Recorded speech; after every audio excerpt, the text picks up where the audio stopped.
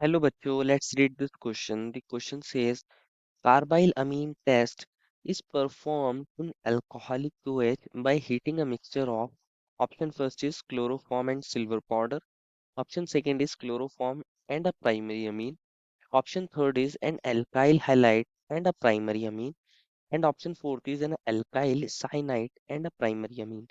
बच्चों इस क्वेश्चन में पूछा गया है कि कार्बाइल अमीन टेस्ट के अंदर हम क्या करते हैं अल्कोहलिक क्यूएच को इसकी मिक्सचर के साथ हीट करते हैं और उसके कोरस्पॉन्डिंग हमें फोर ऑप्शंस दिए गए हैं। तो हमें बताना है कि अल्कोहलिक क्यूएच को किसके साथ हीट करते हैं, किसके मिक्सचर के साथ हीट करते हैं कि कार्बाइल अमीन टेस्ट हो जाए। तो फर्स्ट ऑफ ऑल बात करते हैं इस क्वेश्चन के की कॉन्सेप्ट के बारे में। की कॉन्सेप्ट के बारे में बात करते हैं बच्चों, और की कॉन्सेप्ट क्या होगा? कार्बाइल अमीन टेस्ट। बच्चों अगर आपको इस क्वेश्चन को सॉल्व करना है तो बेसिकली आपको पता ही होना चाहिए कार्बाइल अमीन टेस्ट होता क्या है। तभी आप बता पाओगे कि कार्बाइल अमीन टेस्ट में होता क्या है, क्या मिक्सचर होगा, किसके साथ अल्कोहलिक क्वेच को हम क्या करेंगे, ट्रीट करेंगे, हीट करेंगे।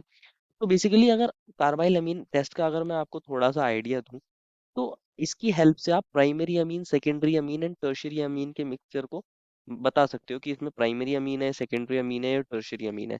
आप आइडेंटिफाई कर सकते हो, क्या कर सकते हो?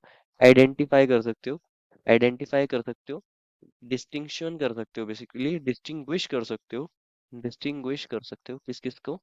डिस्टिंग्विश कर सकते हो आप primary amine, primary primary primary amine, primary amine, secondary amine, secondary amine, secondary amine and tertiary amine. कैसे डिस्टिंग्विश कर सकते हो? कैसे डिस्टिंग्विश कर सकते हो बच्चों आप प्राइमरी अमीन, सेकेंडरी अमीन और टर्शियरी अमीन के बीच में? बेसिकली ये जो टेस्ट होता है ना, ये सेकेंडरी और टर्शियरी अमीन देते ही नहीं, ये देता है तो कौन? Primary amine. इसलिए डिस्टिंग्विश कर सकते हो। आप क्या करते हो कार्बाइल अमीन टेस्ट के अंदर? प्राइमरी अमीन लेते हो, उसका कार्बाइल अमीन टेस्ट करते हो, और वहां पे आपको एक फाउल स्मेल कंपाउंड फॉर्म देखने को मिलता है, एक फाउल स्मेलिंग कंपाउंड फॉर्म होता है जिसको बोलते हैं आइसोसाइनाइड फॉर्म होता है वहां पे बेसिकली। लेकिन सेकेंडरी और टर्शियरी अमीन के साथ ऐसा कुछ होता ही नहीं। तो आप इजीली आइडेंटिफाई कर सकते हो कि आपको जो अमीन मिली है वो प्राइमरी या सेकेंडरी या टर्शियरी नहीं है।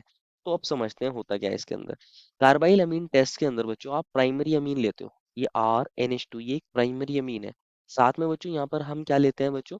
यहाँ पर हम लेते हैं क्लोरोफॉर्म को लेते हैं, CHCl3 को लेते हैं, CHCl3 क्लोरोफॉर्म को लेते हैं। यहाँ पर हम क्या लेते हैं बच्चों? प्राइमरी अमीन लेते हैं, प्राइमरी अमीन को लेते हैं बच्चों, प्राइमरी अमीन। और किसको लेते हैं बच्चों?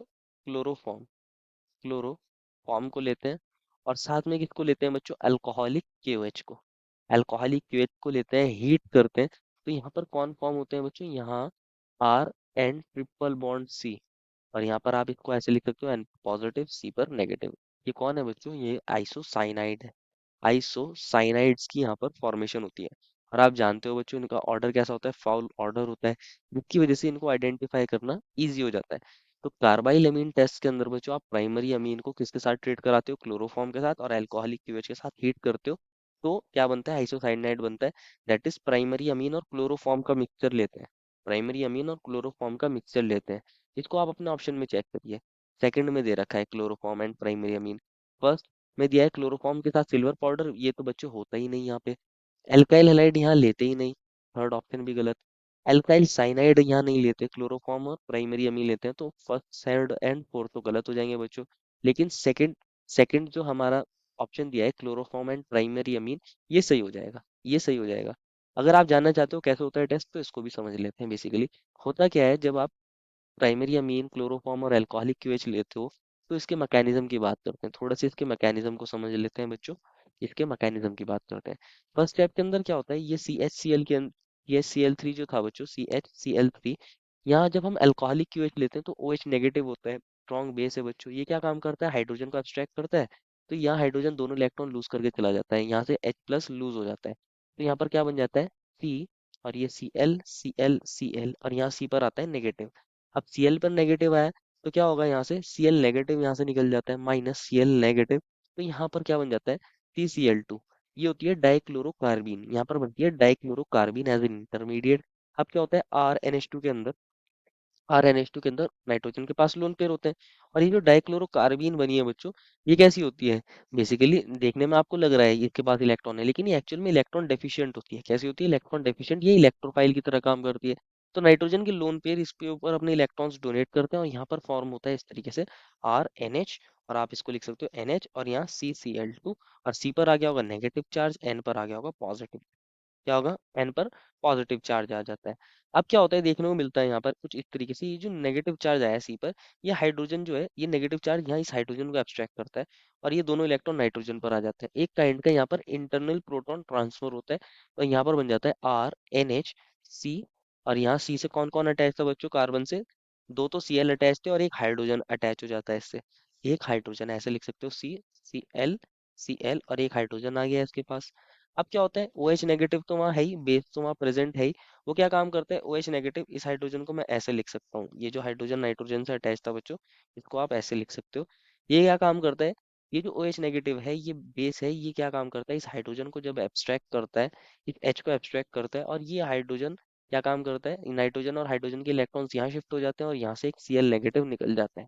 तो यहाँ बन जाता है बच्चों RN डबल बॉन्ड C। और एक यहाँ हाइड्रोजन है, एक यहाँ Cl है। अब क्या होता है बच्चों? अब अगेन ओ एच नेगेटिव क्या काम करता है? ओ एच नेगेटिव अगेन आता है, इस हाइड्रोजन को एब्स्ट्रैक्ट करता है, और ये वाला जो इलेक्ट्रॉन्स है बच्चों, ये दोनों इलेक्ट्रॉन्स यहाँ कार्बन के ऊपर शिफ्ट होते हैं, और यहाँ से Cl नेगेटिव निकल जाता है। यहाँ से Cl नेगेटिव निकल जाता है, तो क्या बनता है यहाँ पर? Rn।